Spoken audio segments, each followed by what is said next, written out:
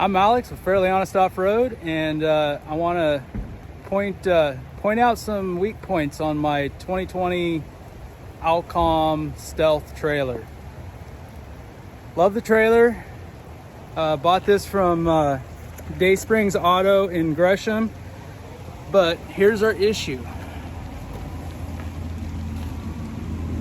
The hinges. I paid for the 7,000 pound axles, 8-lug axles, 8-inch frame instead of 6-inch frame, 6,000 pound rated door instead of a 4,500 pound rated door.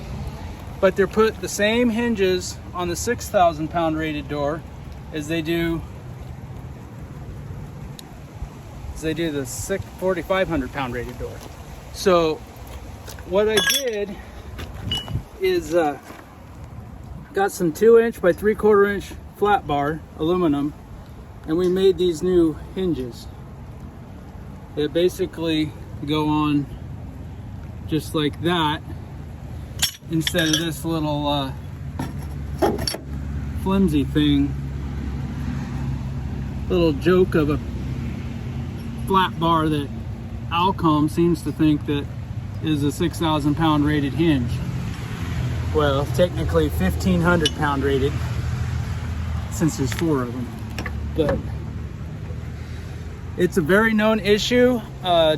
Dayspring said that Alcom is basically putting up their middle finger, and I just wanted to let everybody know that it is fixable.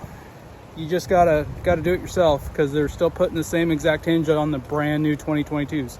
So Alcom, love your trailer. Excellent trailer. Fix your hinges. Reach out to me. I love a little something out of all the effort I had to go through to fix this instead of the middle finger.